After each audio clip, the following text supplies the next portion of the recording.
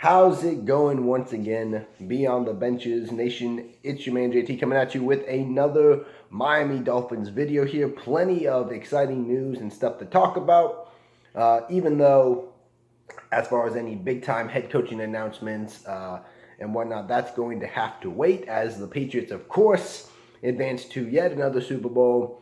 It is what it is. It's just amazing that they've been able to keep up this level of success for so long and keep on doing what they're doing. So as a result, the Miami Dolphins are gonna have to wait a little bit longer till after the Super Bowl to officially hire Brian Flores, but that has not stopped them from making some moves. They announced that they plan to hire or set to hire Patrick Graham, linebackers coach from the Green Bay Packers, as their next defensive coordinator, and they have still gone to the Senior Bowl with staff members and Marino and Chris Greer and all those, and they're checking out those quarterbacks and players at the Senior Bowl as well. But that's just kind of a quick little update. I wanted to get to a topic, probably a little bit late on this, but hey, that's fine.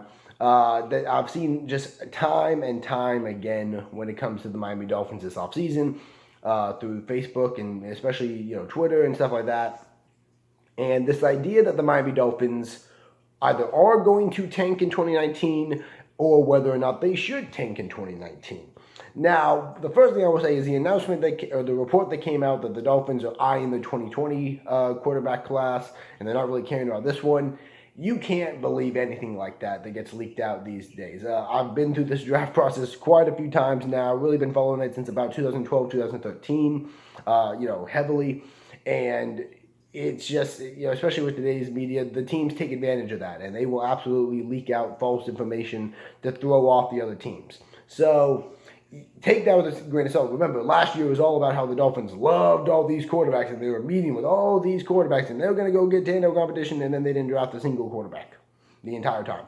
So take everything here with a grain of salt. But let's talk about the idea, because there are lots of fans that are saying don't draft the quarterback this year, don't try to be good this year, tank, let's go 1-15, all this stuff. So let's calm down for a second and let's talk about this. Because I think there are some pros and there's some cons to tanking, and I'm also going to talk a little bit about what that would look like, and particularly what that would look like for the Miami Dolphins. So just in case, because some don't really follow especially draft terminology and some things like this. Some people don't know what tanking is. It is simply the idea of purposely losing in a season in any sport. Tanking has become the phrase for purposely losing or hoping your team, hoping your team loses in order to get a top draft pick, and that draft pick is what would turn your team around. So here's a few things. Tanking obviously, has been done at times. You'll hear people say that, oh, teams never tank, teams never do that. They absolutely do. I can name some examples. The Jets and Browns just recently, and yes, the Browns were always dysfunctional, not really that good. In 2015, I believe it was, that offseason, they tore the crap down. They got rid of anybody that even resembled talent. The Jets did the same thing in 2016, and they both followed up with terrible seasons. The Browns went from still like a 6-win, 7-win team to 1 win and then 0 wins. That's not just because they were the Browns. It's because they got rid of lots of talent. Now, I'm sure they didn't want to go 0-16, but they were not that interested in winning a lot of games. And people will say, well, players and coaches don't tank. That's absolutely true. They don't. They don't tank. Coaches are always trying to fight for their job. They only get so many seasons. Look at Adam Gase. Took a team to the playoffs his first year. 2 years later, no, you're gone. So they're not going to tank a season away. Players are not going to either, because they have money to be made with either that team or another team. They have stats they want to put up. So they're not going to tank. But how tanking happens is you put a team on the field so bad, like the Jets and the Browns did, and arguably maybe even the Cardinals this year, that you really have no choice. And it's obvious because of just the team that you're putting on. For example, one way that the Miami Dolphins could tank right now, assuming that the reports are true that they are going to let Tannehill walk, the 2 quarterbacks on their team would be David Fales and Jake Rudolph. If they start the season with those 2 quarterbacks, they're tanking. And it's not that David Fales isn't going to try and be good. It's not that whatever head coach the Miami Dolphins have isn't going to try and be good. There's just nothing you're going to do. unless the rest of your team is stellar, and I would imagine that the Miami Dolphins, the rest of their roster, will not be. Now, here's a few problems with tanking. You know, one thing that people forget is in order to properly tank, you have to become not just bad, but terrible. You have to become one of the worst teams in the league. Either you're already there, which is maybe the one time where I would say tanking is okay, or you have to get there, which means if you're the Miami Dolphins, you would have to get rid of tons of talent. I don't think people, when they say, oh, just tank, would realize what that would require. Not only would you be getting rid of veterans that you might be getting rid of already, like a Cameron Wake, or trading a Rashad Jones, or moving on from a Devontae Parker, or Kiko Alonso, or Kenny Stills, or any of these guys that may happen anyway, regardless if they're trying to win or not. You'd have to do even more. Do you keep an Albert Wilson? Albert Wilson arguably might have won you 2 games last year. If you're trying to lose, why would you keep Albert Wilson? Oh, you might have to get rid of him. What about an Xavier Howard? Are you going to give him a big-time contract and one of those seasons be you're not even trying to win? These are things, not to mention again, Xavier Howard won you maybe a game at least. I mean, at least Xavier Howard won you a game. So, do you keep Juwan James? Probably not. Why would you pay a big-time right tackle? So these players that people, Kenyon Drake, explosive running back, Frank Gore, a veteran one. Why would you pay and keep these guys to not try and win? So that's the thing. And not only that, even if you didn't mind paying them, these guys could hurt your tanking process because they're actually talented and could win you games. So that's the thing people don't realize. You have to become a terrible team. And the reason why tanking sometimes in people's minds get to this point where it's good is because the team gets so bad, they go 2-14, and then they get the top draft pick, and maybe next year they're bad again because it takes a minute to rebuild, and they're 4-12, and they get another top draft pick, and then all of a sudden they're 8-8, and people are like, oh look, they were 2-14, and now they're 8-8. They went up 6 games. Tanking works. Yeah, but tanking's never led to a championship. Look at it. The teams that win championships, the Patriots for 15 years have never once tanked. Never once done it. The Ravens, when they won a Super Bowl recently, that wasn't from a tank job.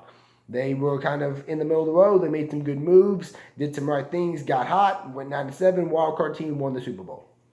The Eagles didn't tank. They were a 500 team forever. Traded up for Carson Wentz, traded with the Chiefs for Nick Foles, got 2 quarterbacks who could actually play, started making smart decisions on defense as far as the talent they were adding. Boom, great defense, boom, 2 quarterbacks, boom, Super Bowl. These teams don't tank and become successful. It's a mirage because, like the Browns, you go 0-16, then you get Baker Mayfield, right? And everybody this year is like, look, it works. And yes, Baker Mayfield's fantastic, don't get me wrong. The Browns went 7-8-1 this year and then hired a mediocre head coach. And the point being, if the Browns never win a Super Bowl with Baker Mayfield, is going 1-15 and then 0-16 worth it? I mean, if the Jets, who tanked for Sam Darnold, never win a Super Bowl, or Sam Darnold doesn't work out, is it worth it? It's not. And, the fact is, even if you tank and get that one player, which can be a positive, you still have to make smart decisions. You can't be a one-man team. When you tank, you initially become so terrible that you have no good players. Then if you tank for a couple seasons, even if you get maybe, let's say, because you're using a top draft pick every year, 3 or 4 good players in a draft, 5 and 2 good drafts, right? Now you have 5 really good players, 1 franchise quarterback, 4 other really good players. You're still a 5-man team. You know who else? You know what a team with only 5 good players is called? The Miami Dolphins.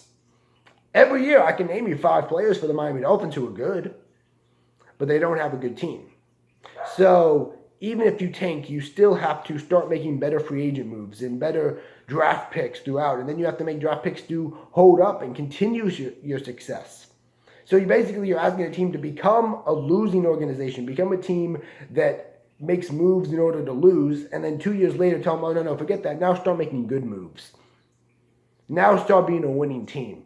You're taking players who their first 2 years of their career are used to being losers, used to going 2-14, now all of a sudden you need to become winners.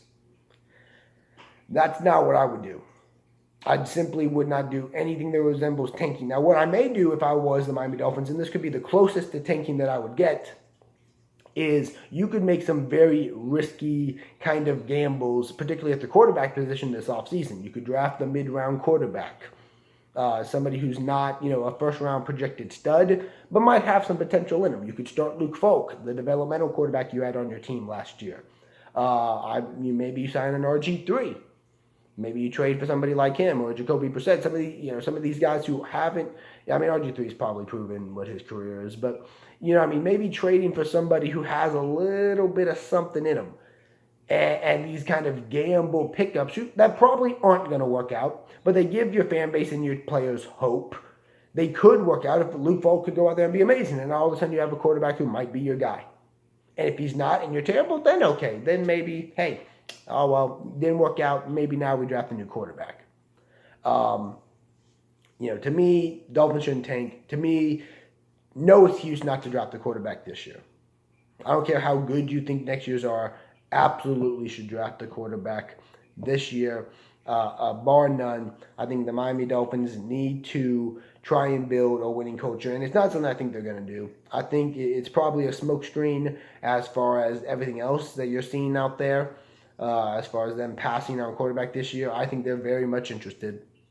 And again, guys like Brian Flores and these guys that we're bringing in, Jim Caldwell, who's been to 2 Super Bowls, they're not going to be interested in tanking. They're not. They're going to be interested in winning. And the Dolphins should. The Dolphins should build a winning culture. And the problem is, I think a lot of fans, they think they act like the only way we could ever get a quarterback is tanking. That's not true. So many teams recently have traded up for a quarterback, and that's how they've gotten their guys. I have a whole list of it on Twitter. You can go check it out. I might leave a comment about it on the Facebook page. So many teams trade up. There's other ways to get yourself a quarterback. And you don't have to build this kind of culture of losing. So let me know what you guys think. Kind of one of my longer videos, but just wanted to get this off my chest. Hope you all have a fantastic day.